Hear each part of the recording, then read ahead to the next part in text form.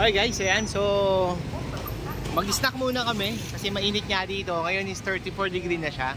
Kem Trang Dien since 1958. So, ito. So, mga dessert siya. Okay. So, iba-iba. So, ice cream on stick. Okay. Tapos, meron din siya mga cakes. So, ayan. So, ito. Okay. So, pasukin ko. Tingnan ko muna. Yung wife ko, nag-CR siya sa loob. So, ito, check muna natin. Hey there. Subscribe to my channel. And also press this bell icon. Okay. So, ganito siya. Doon tayo sa cake. Okay. Ay, sorry.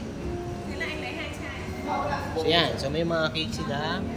May corn cake. Kahit sa mata, no? Banana cake. So, sa ilaw mo yun. Okay, so yan. Tiramisu, okay, manga mousse. Ayan. So, may mga cake sila. Okay, so, labas tayo. So, check natin yung labas.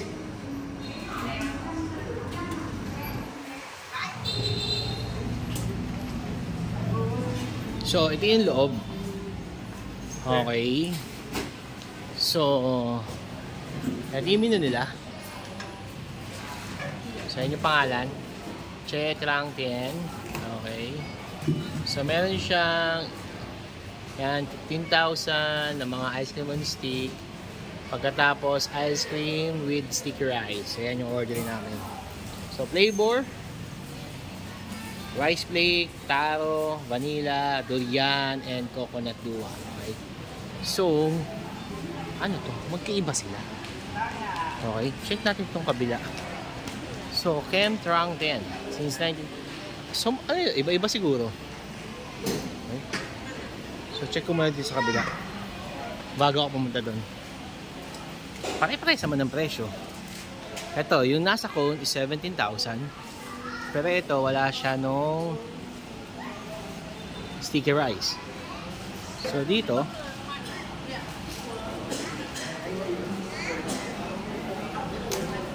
ito, ice cream. Okay. Mochi ice cream. Meron din sila. Tapos yung nasa cone niya. Tapos, Kem Hop. What's that? Rice flake ice cream. Okay. Pero gusto ko yung sticky rice kasi first time siya. So, yan.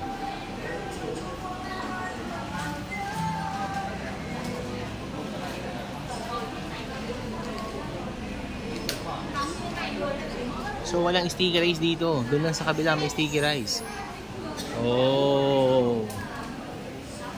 Okay. So, ito. Yung nasa kabila. Okay. Yung cakes doon sa kabila. Ano pa meron dito? Galing, no? Yung mga motor, guys. Kung nakamotor ka, pwede kang pumasok dito. Pagkatapos, pwede kang mag-diretso ng park. So, like that one. Okay, park ka dyan. Upo ka. Kain ka. Actually, ganun yung ginagawa ng majority sa kanila. Okay? So, drive-thru siya, area. Pagkatapos yan, diretso na rin. So, may CR sila dito. Okay. So, nga, sobrang init sa labas. So, ito yung toilet nila. Okay, that's my wife. Okay, pakindat pa. Yung itsura namin, guys, sobrang haggard na. Bakit? Nag-search kami ng post office. Yung pala, yung hinahanap ng asawa kong post office sa Ho Chi Minh, hindi dito sa Hanoi. Okay, so naglakad kami for additional 15 minutes. Okay, pero mali yung pinuntahan namin. Pero okay na rin kasi natagpuan namin to. So, yung CR na lalaki nandyan. Okay, so post ko muna. Okay guys, yan. So order na kami. Sige, ikaw na umorder. So meron na naman 5 choices eh. And mukhang dalawang ice cream na ilalagay nila. Hey there. Subscribe to my channel. And also press this bell icon. Yan.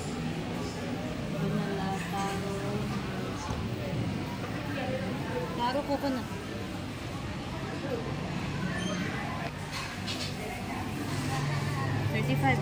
Ah.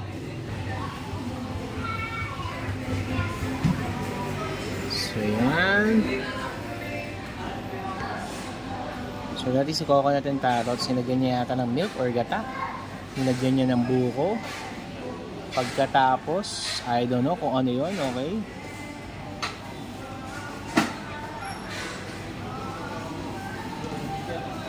So that's it, tapos na. Oh, thank you. Okay, so ito siya guys. So yan yung 35,000 dong coconut and taro ice cream and sticky rice. Okay, so check natin kung kamusta. Kamusta? Sarap? Ano sahog?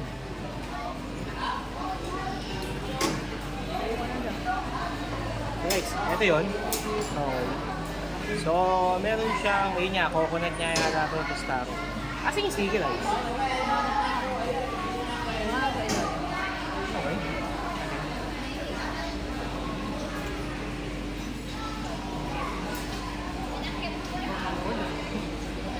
Stop.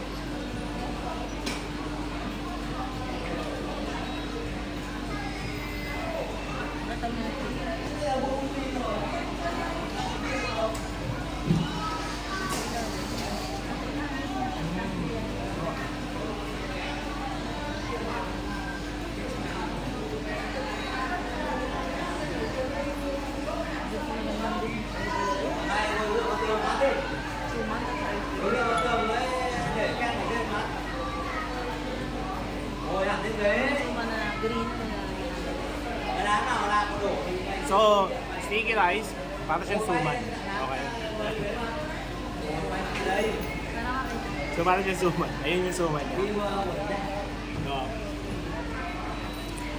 yan siya guys. Yan yung pinakasuman niya. Okay. So, may mga nyog.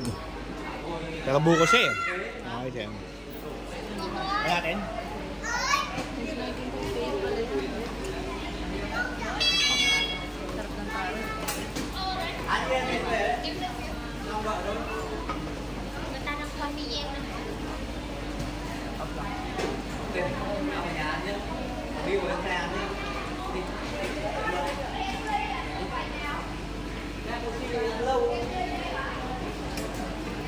Ito, hindi ko alam kung ano. Baka champola.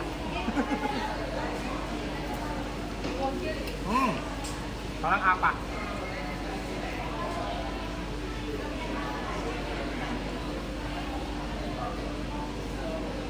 Tapos yung kanina nilagay niya na kulay brown, mani pala yun.